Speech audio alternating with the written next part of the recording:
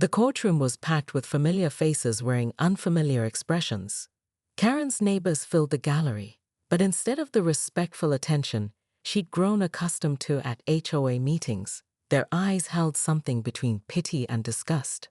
Mrs. Chen sat in the front row, her seafoam mist shutters now seeming like the most trivial concern in the world. Judge Patricia Reeves, the same Judge Reeves whose backyard barbecues Karen had monitored, recused herself from the case, but not before making a statement that would be quoted in newspapers across the country. No citizen should have to fear their neighbor's obsession with control. The new judge, the Honorable Michael Santos, looked like he'd rather be sentencing actual criminals than a suburban housewife. But Karen had learned that perception and reality were often very different things.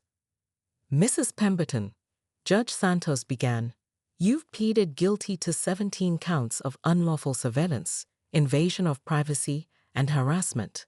Before I pass sentence, do you have anything to say?" Karen stood on shaking legs, her designer suit feeling like a costume she no longer knew how to wear. Douglas had coached her on what to say, but the words felt foreign in her mouth. "Your Honor, I thought I was helping." Her voice cracked. "I wanted our neighborhood to be perfect. I wanted everyone to be safe and happy." "At what cost, Mrs. Pemberton?" Judge Santos's tone wasn't unkind, but it was firm. "You terrorized your neighbors. You violated their privacy. You created an atmosphere of fear and suspicion." "I know that now," Karen whispered. "I'm sorry." "Sorry doesn't undo the damage," came a voice from the gallery. Karen turned to see Gary sitting 3 rows back, looking older than she remembered. He'd lost weight, and his eyes held none of the warmth she'd once taken for granted. "Mr. Pemberton," Judge Santos acknowledged, "you've been cooperative throughout this investigation. Do you have anything to add?" Gary stood slowly. "Your Honor, I lived with Karen for 23 years. I watched her good intentions turn into obsession. I watched her lose sight of what really mattered." He looked directly at Karen. She forgot how to be human. The words cut deeper than any legal sentence could.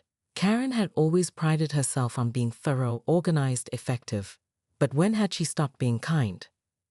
"Mrs. Pemberton, you're sentenced to 14 months in federal prison, followed by 3 years of supervised probation," Judge Santos continued. "You're permanently barred from serving in any HOA capacity and prohibited from installing any surveillance equipment." 14 months.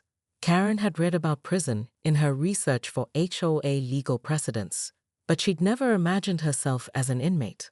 The gavel came down with a finality that echoed through her chest. As the bailiff approached with handcuffs, Karen looked back at the gallery one final time. Her neighbors' faces showed a mixture of relief and something she'd never seen before, pity. "Mrs. Pemberton," Agent Martinez appeared beside her as the courtroom emptied. "For what it's worth, I think you genuinely believed you were doing the right thing." "Was I?" Karen asked, her voice barely audible. "Good intentions don't excuse bad actions," Agent Martinez replied, "but understanding that is the first step toward redemption." As Karen was led away, she caught a glimpse of Mrs. Chen near the courtroom doors. Their eyes met for a moment, and Mrs. Chen nodded slightly, not forgiveness, but acknowledgement of shared humanity. Karen realized she'd spent so much time watching her neighbors that she'd forgotten to see them as people. The irony wasn't lost on her as the courthouse doors closed behind her, shutting out the world she'd tried so desperately to control. Karen Pemberton adjusted her designer reading glasses and squinted at the tiny camera she'd just installed in the azalea bush outside 427 Maple Lane. The homeowner, Mrs. Chen, had committed the unforgivable sin of painting her shutters seafoam mist instead of the HOA-approved ocean breeze, a difference visible only to Karen's trained eye and her $300 color-matching device. "This is for the good of the neighborhood," Karen muttered, syncing the camera to her phone. The Willowbrook Estates Homeowners Association had elected her president 3 years running, and she took her duties seriously. Perhaps too seriously, according to her husband Gary, who'd started sleeping in the guest room after she'd installed motion sensors in their own hallway. The camera beeped to life, streaming crystal-clear footage directly to her home office. where 17 other monitors displayed feeds from around the neighborhood. What had started as a simple desire to catch late-night garbage can violators had evolved into something far more sophisticated. "Karen, what are you doing out there?" called Mrs. Chen from her porch, causing Karen to freeze mid-crouch behind the hedge. "Just checking for aphids," Karen called back, her voice pitched unnaturally high. The HOA cares deeply about pest control. Mrs. Chen's suspicious expression was perfectly captured in 4K resolution on Karen's phone screen. She made a mental note to review the footage later for any signs of non-compliance with the appropriate neighborly facial expressions clause she'd added to the HOA handbook last month. Back in her home office, Karen settled into her ergonomic chair and pulled up her monitoring software. The neighborhood spread before her like a digital kingdom, each house a potential source of violations. The Henderson family's grass was 0.3 inches too tall. The Johnsons had left their recycling bin out 12 minutes past the 7 a.m. deadline. And was that, yes, the Pattles were definitely using non-approved outdoor cushions. Another productive day of community service. Karen announced to her collection of HOA President of the Year plaques. She opened her laptop and began typing violation notices with the efficiency of a seasoned prosecutor. Her phone buzzed with a news alert. Local HOA under investigation for privacy violations. Karen's coffee mug froze halfway to her lips. The article was brief, mentioning anonymous tips and federal oversight, but her address was clearly visible in the background photo. Gary, she called, but remembered he was at his sister's house. Again, he'd been spending a lot of time there lately, claiming he needed space to think. Karen had naturally installed a GPS tracker on his car to ensure he wasn't violating any traffic ordinances that might reflect poorly on the HOA. Her computer chimed with an incoming email from an unfamiliar government domain. The subject line made her stomach drop. Federal investigation. Willowbrook Estates, HOA. Karen's perfectly manicured fingers trembled as she clicked open the message, her empire of surveillance suddenly feeling less like protection and more like a trap. The FBI agent standing on Karen's doorstep looked exactly like the ones in movies. Dark suit, serious expression, and a badge that made Karen's knees wobble. Special Agent Martinez had arrived at 8:47 a.m., precisely 13 minutes after the HOA mandated appropriate time for official business began. "Mrs. Pemberton, we need to discuss your surveillance activities," Agent Martinez said, stepping into Karen's foyer without waiting for an invitation. Her eyes swept the room, taking in the wall of security monitors and the filing cabinets labeled VIOAATIONs 2023 to 2025. "I'm simply maintaining neighborhood standards," Karen replied, her voice steadier than she felt. "The residents elected me to. The residents elected you to manage common areas and enforce reasonable covenants," Agent Martinez interrupted, "not to install hidden cameras in their gardens or track their vehicles." Karen's face flushed. How did they know about the GPS trackers? She'd been so careful, so discreet. "I have no idea what you're talking about." Agent Martinez pulled out a tablet, swiping through what appeared to be photographs of Karen's camera installations. "We have 17 confirmed surveillance devices on private property, Mrs. Pemberton. Devices you installed without consent or warrants. Those are for security purposes." Karen protested, but her voice cracked. "The handbook clearly states." "The handbook you wrote?" Agent Martinez's eyebrow arched. "The one where you granted yourself emergency surveillance powers and defined emergency as any potential violation of HOA standards?" Karen had spent weeks crafting that amendment, careful to use legal-sounding language she'd researched online. Apparently, her law degree from Google University wasn't as comprehensive as she'd hoped. "Mrs. Pemberton, you're looking at federal charges for violation of privacy rights, unlawful surveillance, and potential stalking charges." Agent Martinez's tone remained professional, but Karen detected a hint of disgust. "We've received complaints from 47 residents." 47? Karen's voice came out as a squeak. "But I was helping them. The neighborhood property values. Are you familiar with the Fourth Amendment?" Karen's mouth opened and closed like a fish. She knew it had something to do with searches, but the specifics were fuzzy. I was protecting the community. From what? Slightly off-white shutters. Garden gnomes. Mrs. Patterson's cat walking through Mr. Rodriguez's yard.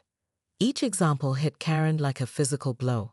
She documented all of those incidents, cross-referenced them with property deeds, and calculated the potential impact on home values. It was thorough. It was professional.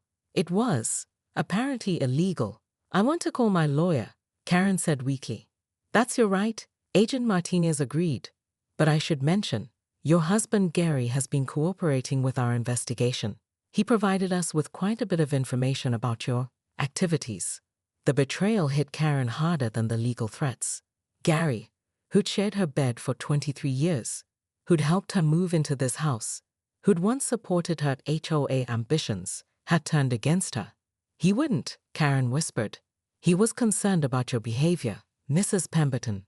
Apparently, you've been tracking his movements, recording his phone calls, and monitoring his internet usage." Karen's world tilted. Yes, she'd been thorough about Gary's activities, but only because his behavior reflected on her position. A HOA president's family had to be above reproach. "We'll need you to come with us," Agent Martinez said gently. "Your neighbors are gathering outside." Through her perfectly cleaned windows, Karen could see them. Dozens of residents she'd spent years monitoring, all watching as her reign crumbled in real time. 18 months later, Karen Pemberton sat in the community center of a neighborhood 40 miles from Willowbrook Estates, leading her third court-mandated anger management session. The fluorescent lights hummed overhead, casting harsh shadows on the circle of folding chairs, where 8 people shared their stories of control, obsession, and the slow journey toward redemption. "I used to believe that if I could just monitor everything, predict every problem, control every variable, then everyone would be safe and happy," Karen said, her voice steadier than it had been in years. "But control is an illusion. The only person I was really trying to control was myself." Prison had been a harsh teacher, but an effective one. Karen had learned to live with noise, chaos, and the constant presence of people she couldn't regulate or manage. She'd learned to find peace in uncertainty, strength in vulnerability. "The hardest part," she continued, "was realizing that my neighbors weren't problems to be solved. They were people trying to live their lives. I turned their homes into a prison because I was already living in one of my own making." After the session, Karen walked to her small apartment above a used bookstore. The space was sparse but comfortable. No security monitors, no filing cabinets full of violations, no color-coded organizational systems. Just books, a comfortable chair, and a window that looked out onto a busy street where she had no authority whatsoever. Her phone buzzed with a text from Gary. "Saw the news story about your program. Proud of you." They'd been talking sporadically, carefully rebuilding trust. He'd started dating someone new, which had initially triggered Karen's old controlling instincts. But she'd learned to sit with that discomfort without acting on it. The news story Gary mentioned was about the restorative justice program Karen had helped develop. Former HOA presidents, city council members, and others who'd abused positions of authority met with communities they'd harmed, facilitating conversations about power, accountability, and healing. Karen pulled out her laptop and opened her email. 3 new requests for speaking engagements, 2 from law schools, and 1 from a congressional committee studying HOA reform. The irony wasn't lost on her. She'd become more influential by admitting her mistakes than she'd ever been by trying to control others. One email stood out, from chen.margaret@email.com, with the subject line, "Thank you." Karen's hands trembled as she opened it. "Karen, I saw your interview on the news. I wanted you to know that I painted my shutters seafoam mist again last month. They still look beautiful. I hope you're finding peace. Margaret." Tears blurred Karen's vision. She'd spent so much time focused on the color of those shutters that she'd forgotten they framed the home where Mrs. Chen had raised her children, hosted family dinners, and built a life full of love and laughter. Karen began typing her response. "Dear Margaret, thank you for your kindness. I'm learning that the most beautiful neighborhoods aren't perfect. They're human. I hope your shutters bring you joy. Karen. She hit send and closed her laptop. Outside her window, the street was full of people living their imperfect, unmonitored lives. A teenager walked by with purple hair that would have violated 12 HOA covenants. A couple argued loudly about dinner plans. Someone's car alarm went off, then stopped just as abruptly. For the first time in years, Karen watched the chaos with something approaching serenity. She had no power here, no authority, no ability to control or correct. She was just another person in the world, trying to figure out how to be human. Her phone buzzed again.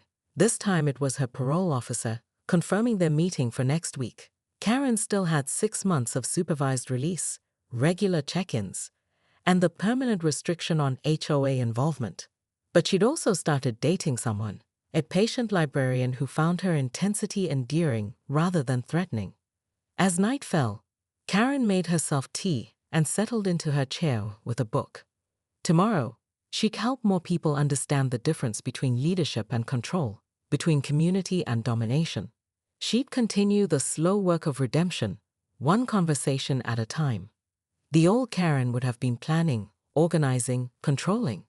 The new Karen was learning to simply be present, to accept that some stories don't have neat endings, and that sometimes the most important thing you can do is admit you were wrong. Outside, the street hummed with the beautiful, messy, uncontrollable symphony of human life. Karen smiled and turned the page, ready for whatever came next. The holding cell at the federal building was nothing like the ones Karen had seen on television. No dramatic bars, just a sterile room with a metal bench and a door that locked from the outside. She'd been here for 3 hours, long enough for the reality of her situation to sink in like water through a cracked foundation. Her lawyer, Douglas Whitman, looked like he'd rather be anywhere else. He'd represented the HOA in minor disputes before, but this was clearly beyond his expertise in property law and covenant enforcement. Karen, they have everything, he said, spreading photos across the small table. Camera logs, GPS tracking data, recorded phone conversations. They know you were monitoring federal employees who lived in your neighborhood. Federal employees? Karen's voice was barely a whisper. She'd been so focused on Mrs. Chen's shutters and the Henderson's grass that she'd never considered who her neighbors actually worked for. Judge Patricia Reeves lives on Elm Street. You've been filming her backyard barbecues for 8 months. Douglas's normally composed demeanor was cracking. Agent Williams from the DEA lives on Oak Avenue. You documented his suspicious visitors, who were actually undercover agents. Karen felt the blood drain from her face. She remembered being particularly thorough about Agent Williams, convinced his late-night visitors were either drug dealers or HOA covenant violators. She'd compiled detailed reports, complete with license plate numbers and behavioral analyses. How was I supposed to know? Karen protested. They should have identified themselves.